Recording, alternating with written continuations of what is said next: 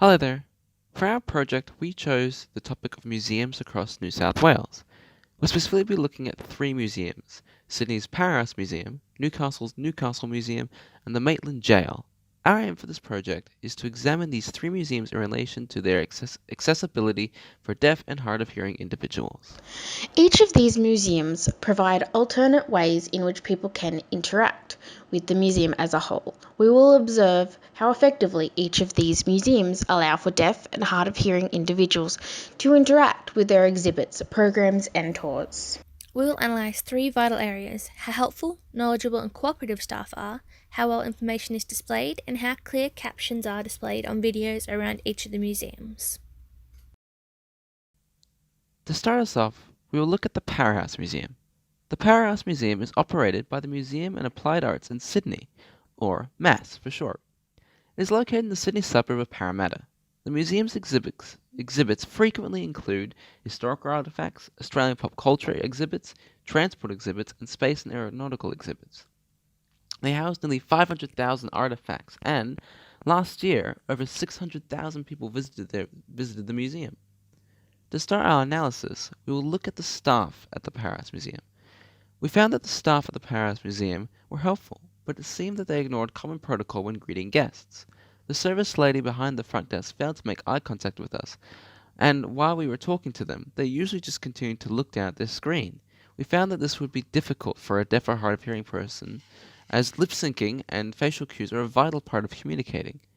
We asked if any staff at the Powerhouse Museum knew Auslan, or what is set in place if a deaf or hard of hearing person had any inquiries about the exhibits.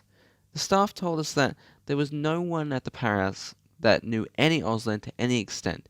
They also stated that there had never been any Auslan training of any kind either. Next, we observed how well text information was displayed around the museum. Text throughout the museum was generally well lit, and it was in bold text. This made it easy to read. There were only a few cases where the text was dimly lit. However, there were also a couple exhibits where information was transmitted via speech and sound.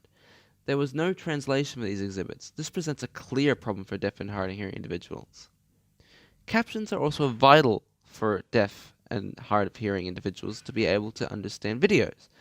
There were over 20 videos throughout the Powerhouse Museum. Unfortunately, only 4 of these videos contained captions.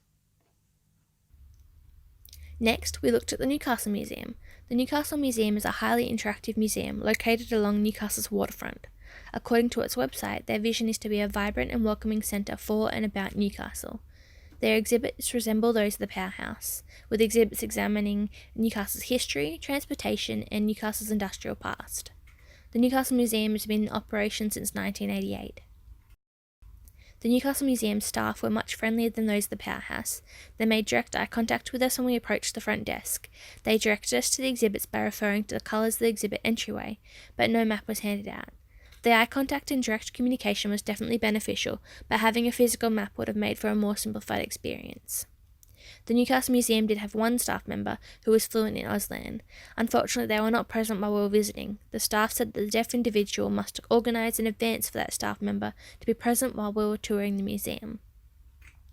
While we were walking around the museum, we noticed that text information were usually well displayed. However, in one area of the museum, there's a walkway with oral histories that visitors walk down. This walkway had no indicator that sound was about to be played. A deaf or hard of hearing individual would not have noticed that they missed this major part of the exhibit.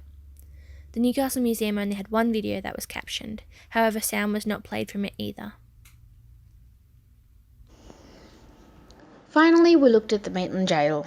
The Maitland Jail is a former prison located in East Maitland that opened in 1848. It operated as a prison for over 100 years until its closure in 1988. Today, it is a heritage site and was converted into a museum in late 1999. When visiting, tourists can participate in ghost tours of the site, as there were numerous reports of the museum being haunted, as multiple prisoners were killed there in the late 1800s. It is the smallest museum we investigated, but still remains a popular tourist attraction and has become a well-known landmark here in New South Wales. The Maitland Jail's staff were also very friendly. They made eye contact and were quick to wave you up to the front desk. However, there were not very many staff on duty due to the small size of the museum, and it takes a while to get their attention without verbally calling out to them. Much like the Powerhouse Museum, no staff members knew any amount of Auslan to any extent.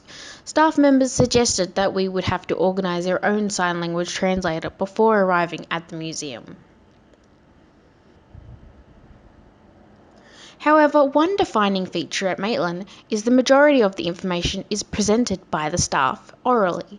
This presents a major issue for deaf and hard of hearing individuals, as the only solution to this would be to ensure there was an interpreter accompanying them. The Maitland Jail exceeds in one area, captions. One of the Maitland Jail's tours, for example the Revealed tour, is presented and displayed on your personal iPhone.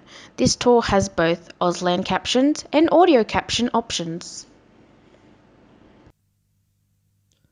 Overall, we concluded that the museums mentioned above performed relatively poorly when it comes to making their deaf and hard of hearing visitors feel welcomed and included.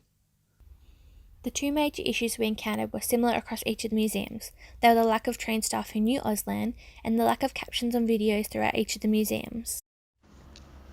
We believe that it would be greatly beneficial for the deaf and hard of hearing community if these museums would implement staff training programs to teach staff basic Auslan. Learning even basic signs would help immensely. This would make it easier to communicate with deaf or hard of hearing visitors. This would be especially helpful for the Maitland Jail, as the majority of their tours are staff speaking to visitors. Adding captions to all videos across all of the museums would also help greatly. This enables anyone to be able to watch the exhibit's videos and understand the information they are displaying. With so many museums fighting to keep the public interested through light shows, interactive displays, and personal tours, we think that they should consider putting a little bit more effort towards the accessibility of their exhibits in the future. Thank you for watching our presentation on deaf inclusivity in museums across New South Wales.